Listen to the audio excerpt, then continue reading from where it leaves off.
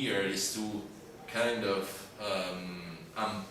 expand these limits of flexibility, not expand up to the Nazi official, which is my position right now, but even then, when I wrote the book, I was trying to say that it's not only the golden rule that fits the picture that I am proposing, but also the most representative alternatives to Kant's ethics can be bought into this account of autonomy and of human worth as dependent on autonomy. So, this departure from Kantian orthodoxy may still appear insufficient to many contemporary theoreticians of human rights.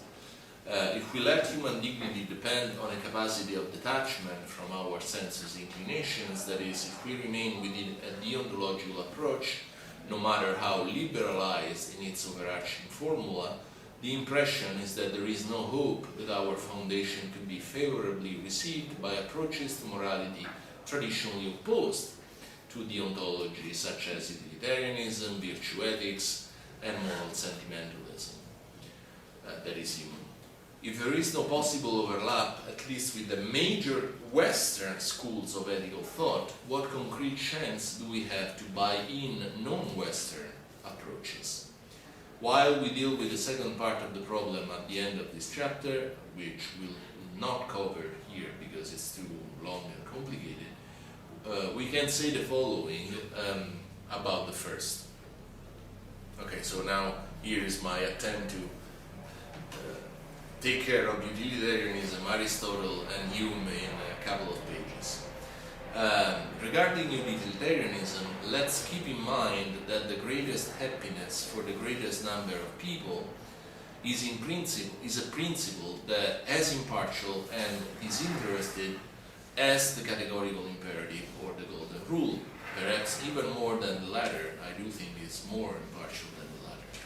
For an agent to act on the utility principle, the adoption of the rule requires pretty much the same ability to take distance from his or her own interests and inclinations, because what promotes the greatest happiness for most people may very well contrast with the interest of the individual. Moreover,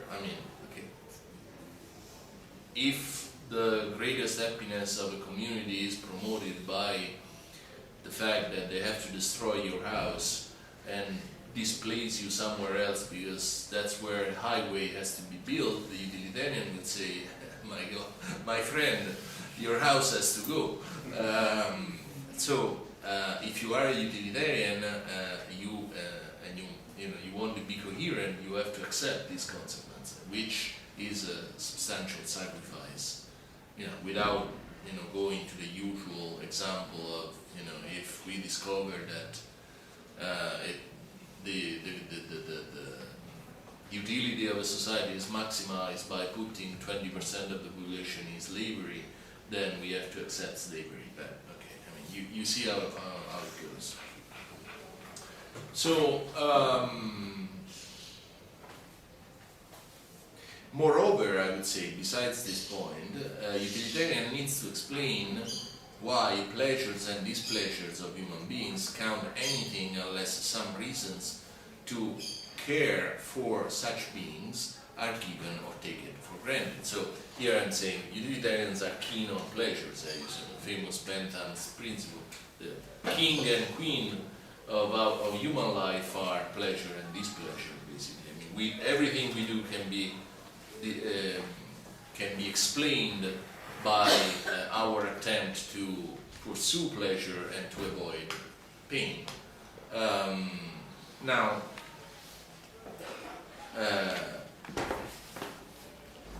I think that even Bentham needs to explain why pleasures and displeasures of human beings count anything unless some reason to care for such beings are given or taken for granted.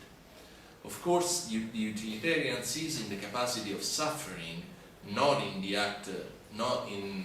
the capacity of acting morally, the main ground to identify entities that deserves to be protected by morality and rights. That's why Peter Singer thinks that we are speciesists, because we share with animals the capacity to suffer, and that's what counts, right?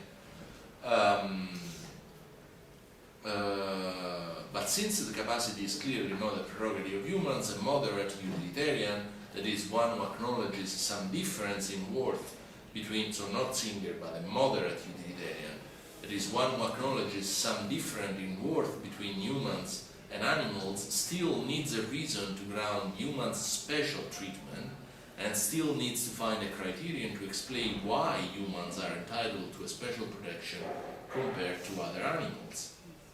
And our suggestion that a comparatively superior capacity to choose our sacrifices, so to speak, could be an answer to this question.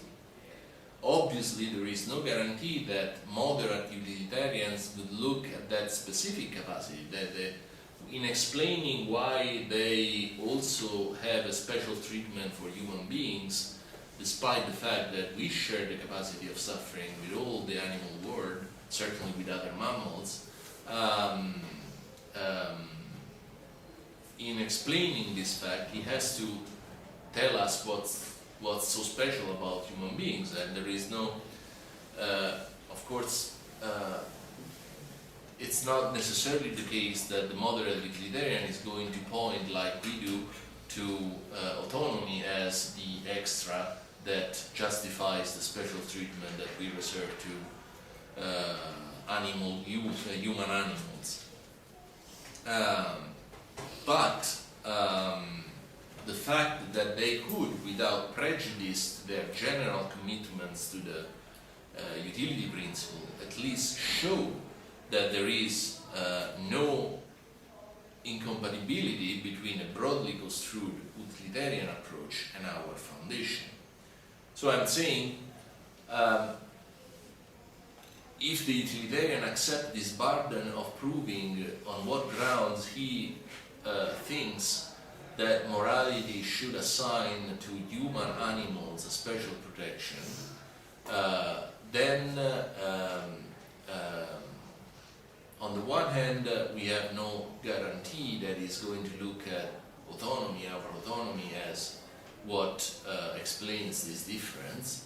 But on the other hand, I think that this shows that an appeal to the utility principle, so maximizing the utility of society, is not intrinsically incompatible with our appeal to autonomy as the ultimate ground of our worth.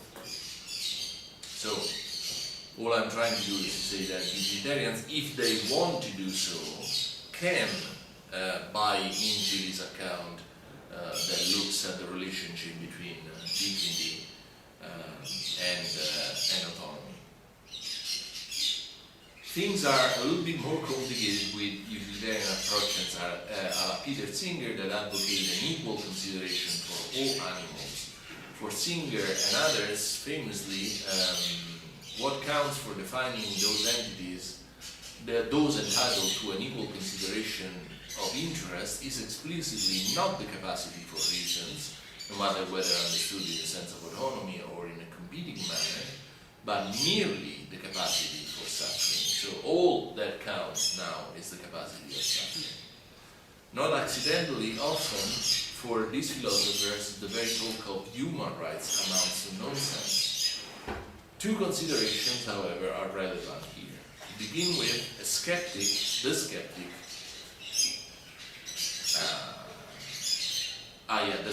a foundation of human rights is addressed to, is usually someone who does not deny that humans are entitled to more consideration than animals. So what we're trying to do usually when we propose a foundation of human rights is to convince not Peter Singer, but someone who believes that humans are different than other species and more important and more entitled to protection, but doesn't see exactly why all human beings should be protected in the same way.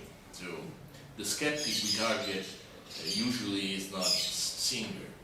Secondly, even if our foundation won't convince extreme defenders of animal rights, probably an ambition that is too high for any foundation, Our recognizing bits of moral life in the animal world, our second point of departure from Kant, goes precisely in the direction Singer at times alludes to. For example, Singer concedes that in many circumstances, mainly in virtue of the capacity for self-awareness, which is close enough to reason and ultimately to autonomy, human beings can suffer more than animals, and it entitles them to a protection different than that deserved by mice and other mammals. Granted, we do not claim that it is the superior ability to suffer, but our superior ability to dignify ourselves with moral choices that makes us more worthy than animals. But the structure of the argument is similar. In both cases, prerogatives, rights, and entitlement to moral concern are seen as proportional to the possession of different capacities, or of the same capacity at different degrees. In the end, all utilitarians a la Singer need to accept of our foundation. All utilitarians a la Singer need to accept of our foundation is the idea that our peculiar capacity for moral behavior, our autonomy, whose reality a utilitarian is not committed to reject in light of his other beliefs, makes some difference in the diversified application of the equal consideration principle, in addition to, not instead of, the other capacities utilitarians usually appeal to. So, even in the extreme case of Peter Singer, I think that there is room for saying, on the one hand, that his emphasis on the capacity for suffering as the sole source of moral consideration, the only reason why we should give moral consideration to those who are capable of suffering, is not ipso facto incompatible with saying that there may be other capacities that are relevant, at least because they influence our capacity for suffering. So his idea that we are entitled, may be more entitled than animals to rights because our self-awareness increases our ability to suffer, goes in the direction of suggesting other faculties, other capacities that may become relevant in this application, this attribution of rights. Yes? Sorry, just a question. Sure. Perhaps a stupid one. How it is possible to mess the suffering and the capacity to measure the capacity of suffering? Ask the utilitarians. Why do you ask me? No, that's a classical problem. For utilitarians. It's obviously absurd. Well, I mean, no, because you can see the thing from other point of view. That is, because the man had the possibility to justify and to know the ground of his suffering, he do not suffer so much as a child, a little child or animals, because they don't know what happened, and they suffer more for little thing than adult and a rational, complete adult rational being. Yeah. And I think that is an argument against this. Against, Singer's proportionality between self-awareness and amount of suffering. No, I may agree. I don't have an opinion about that. I certainly see the problems that utilitarians usually have of measuring pleasures and pains, of course, and besides measuring for everybody. So it's a calculation quite difficult to do. So I agree with you that utilitarians have this kind of problem. And I also may agree with you that it's not self-evident that self-awareness increases our capacity for suffering, it may decrease it. But all I'm trying to say here is that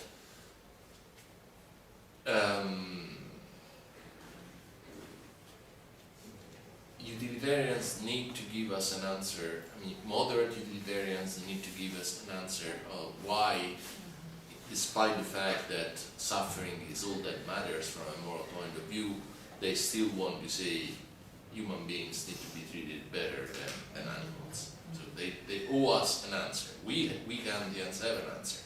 But if you are a moderate utilitarian, you have to tell us why. We are more capable of suffering. I mean, be our guest, but tell us something. Okay. Extreme utilitarians, a la Peter Singer, may simply reject this approach because they think if you focus on human dignity, if you ground human dignity on autonomy, autonomy is really nothing that moves me because all that matters, the only thing that matters is the capacity of suffering for suffering. So I'm not saying that humans in principle are more entitled to rights than animals because we all suffer. We know that from science that mammals suffer pretty much in the same way, and the part of our nervous system that takes care of suffering is very similar to that of cats, dogs, cows, and so on. So why? Okay. At one point I may say, but fine, as I said at the beginning, I'm not trying to convince Peter Singer. Usually the skeptic that the foundation of human rights targets is someone who say, no, this part of humanity is entitled to a certain kind of respect, and this other part of humanity to a lower kind of respect. So it's really usually a skeptic that remains in the what Peter Singer would call speciesism, that is in this anthropocentric, self-indulging attribution of a special place in the universe. I thought it would make sense to notice that he makes self-awareness as something similar for the amount of rights that you receive, but perhaps on the basis of empirical principle, on the basis of empirical claims that are not so solid. I saw research maybe some months ago about this, and the research was saying, people were saying that animals don't suffer like us because they don't have the third kind of conscience that we have. Third conscious? Yes. What is the self-awareness? It's the same thing that Peter Singer is saying here. But I share the intuition because it doesn't say nothing at all. Maybe the sheer capacity of self-awareness slow the pain that we feel because we understand why we are suffering, and animals don't understand nothing at all about this. So I think that it's just speculation, pure speculation, something like this, to say that just because an animal doesn't have self-awareness, he suffered less than a human being. Okay. Let me finish this very cursory, quick, and therefore superficial treatment of other moral schools, and then we take a break. Okay, so utilitarianism, no matter how difficult it looks at the beginning, because what is the most distant moral school to Kant? Utilitarianism. But, the utilitarianism and Kant's theory share the idea that ultimately morality has to do with universal principle. So in the end may not be that difficult of a case. Its major point of friction with the ontology is not the view of human nature and its worth, probably, at least moderate universalism, but the aggregate nature of the theory, the lack of consideration, as Rawls would say, for the separateness of persons. And nothing in our foundation is incompatible with the intuition that all things being equal, it may be permissible to sacrifice the human rights of few for protecting the human rights of many, if necessary. So that may be a third point of departure from Kant, but honestly I don't think so. It's a departure from a very simple-minded interpretation of Kant's ethics. So, you know, one of the criticisms that people, Ross traditionally made of Kant is that if the certain moral obligations are absolute, as Kant seems to argue, then we end up in the rather strange condition of the German Supreme Court, that in the aftermath of September 11th, so after the attack at the Twin Towers, was called to say whether a law passed by the German parliament was constitutional or not. The law was a law that allowed German Air Force to strike down civic planes with civilians in the case in which they were hijacked. So the law gave the permission to the German Air Force to prevent an attack like the one against the Twin Towers on German soil. So what is the moral problem there? Of course, that you kill civilians, that you kill the civilians who are on that plane. And the Constitutional Court said that it was not permissible. And I think that they even made an explicit reference to Kant to justify this, because you cannot use the civilians that are in that airplane as means for the ends of other human beings, so whose life you are trying to prevent. I'm not impressed by this argument, honestly, because this idea that you are using these civilians as means is really ill-conceived. What you are really facing there, and maybe that's my utilitarian side, what you are really facing is the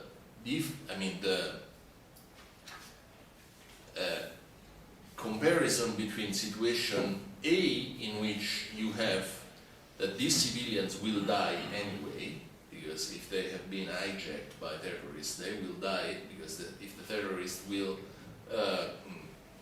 reach their goal, it's not that they save their lives.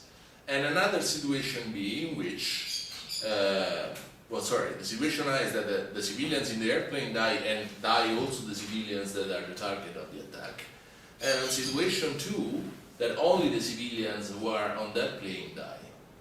So, I think that even Kant would say that it is obligatory, not permissible, obligatory to go for striking down that airplane, because you are not using one as a mean to the other one, but you are really comparing a number of people who have the same rights, and therefore if there is a consideration of more people having their rights violated, this is something that Kant would say you have to go for it. So why am I saying this? I'm saying this because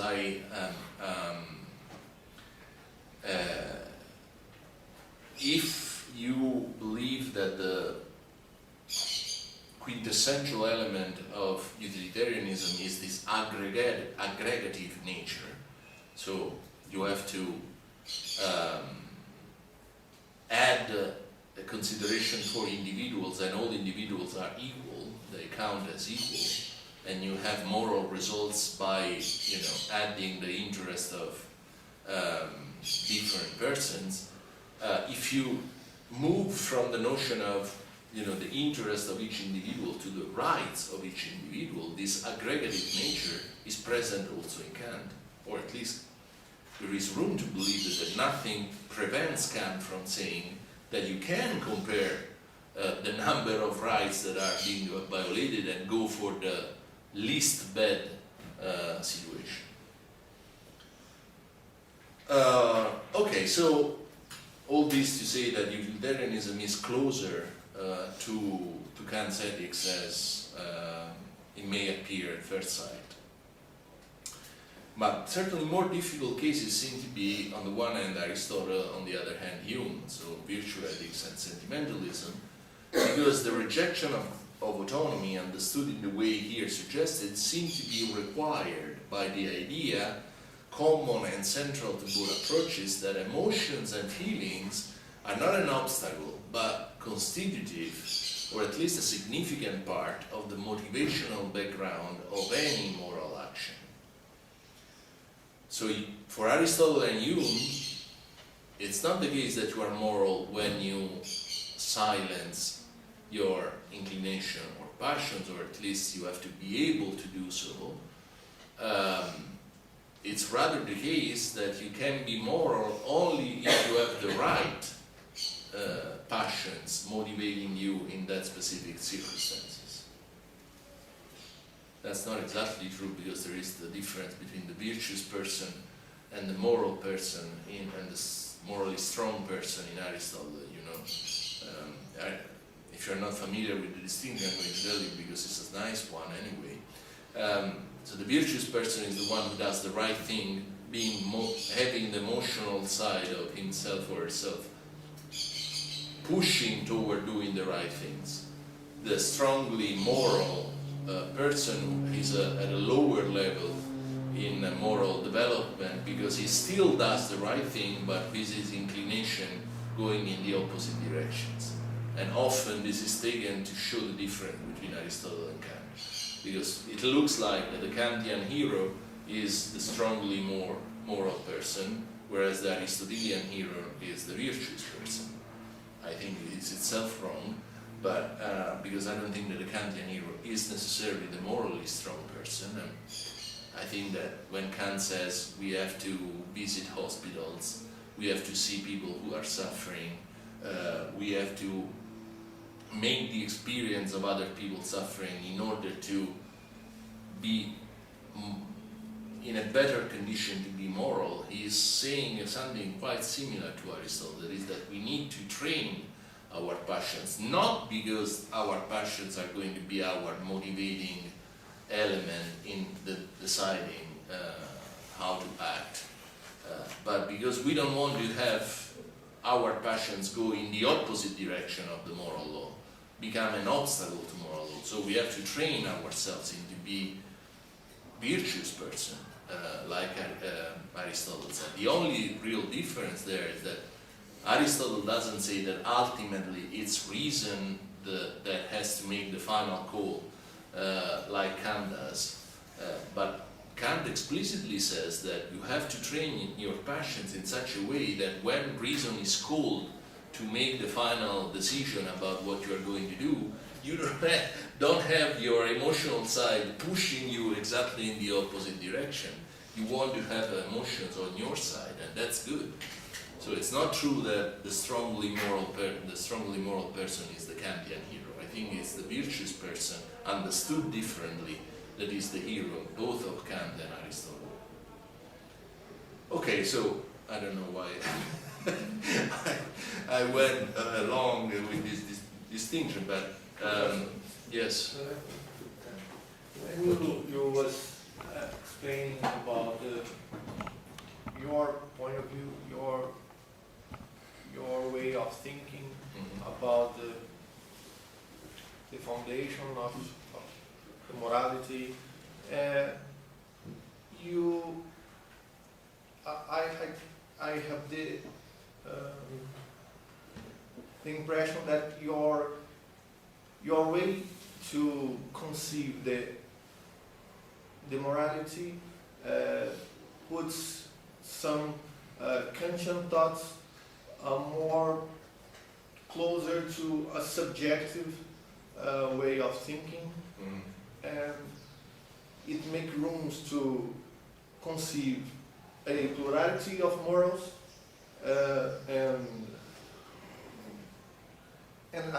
accept them together in some way, to think the human rights, but as you were explaining, I thought that it was more more closer to Aristotle, because you can think in different moments and different places, the possibility of different morals. Well, I don't think that I agree with the reading of Aristotle that you are suggesting. I mean, it is one thing to say that for Aristotle you cannot have an overarching general principle that explains morality and that can be applied in all circumstances, like Kant does. But this is not to say that morality changes according to the circumstances. It's just that you don't have a general principle that encompasses the complexity of the moral response that you need to have according to the different moral circumstances that you face. So, I don't think that Aristotle's morality is subjectivist. No, right? I'm not talking at it was subjective, but Aristotle would think that someone could be moral, acting as someone that was virtuous, in different places and putting acting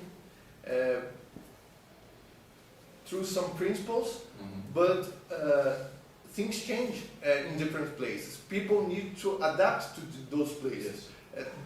That's all I'm talking. Okay. There are principles, but the circumstances make people need to be trained and work differently. Right. So it's not subjective, but the circumstances ask different Answers, moral answers. Yeah, Cultural. but still, okay. Once again, the difference of the circumstances. You first said there are principles, but these, and it seemed you were saying, according to the circumstances, the principles may change. My position on Aristotle's ethics is that there are no principle whatsoever, because virtues is what the virtuous person does, period. So it's not that you can have a rule and you go and you ask the virtuous person, can you explain to me what is virtue? Give me a fucking, list of points in which you say, if you have to do this, and then you are virtuous. No, it doesn't work like that. Because you cannot have a theory of virtue. Virtue is something that has done in practice. You understand that this was the right answer when you see it, and the virtuous person is the one that has judgment, that has practical wisdom, that has phronesis, that leads you to give the right answer, not reason. So it's something between reason, experience, and so on and so on. You need to be between the extremes. It's not that you need to have But the principles, extreme, right? You have to be in between the extreme, but you do not know beforehand what is the golden mean, right? So it's only the virtuous person who, by acting virtuously, show you that that was the golden mean. But you don't know it beforehand. Okay, so that's why I don't think that it's an ethics based on principles, on rules. Okay, so, but at the same time, it's not a subjectivist principle, as you know, because there is only one right answer in each circumstance, and there is one golden mean, not many, according to, I think it this way, you think it that way, the culture leads me to think that way. No, I mean, it's as universalistic as Kant in this, right? Maybe he thought that ethics does not apply to barbarians, as he called the non-Greeks, but among Greeks at least, I mean, it has to be universal. So is my flexibility about the content of the moral law reminiscent of Aristotle in this? I don't know. It is to the extent in which you say that the virtuous person, even if he or she has his or her emotions on his or her side when he does the virtuous thing, is still an autonomous agent. So I'm closer to Aristotle to the extent in which Aristotle has nothing to say against the idea that, and in fact I think that he has to admit the idea that human beings are autonomous, because otherwise it would be very hard to make sense of moral progress. You need to be, if you want to move, for example, from the position of the morally strong to the position of the virtuous, which is an improvement obviously, well, this means that there must be an autonomous decision at one point in your life to start training your passions in such a way that they are no longer an obstacle to your moral life. So I think that Aristotle must admit that people are free at one point to make a big decision and say, okay, I want to become a virtuous person. So I want to train my passions. I want to stop being subject at least to this contrast between what I do, what is right to do, and what my emotion lead me towards. So in this sense it is. I don't know whether it is also closer to Aristotle in the sense that, you know, for me it doesn't matter so much the content of the moral law that you are applying, it matters the ability to act on principles. I mean, I think Aristotle would not like that much, because he would say, are you sure? I mean, so you are saying that also the morally weak? No. So you are saying that also someone who gives the wrong answer, the wrong moral response to a certain circumstance, is displaying worth simply because this response, no matter how wrong, was against his or her interest.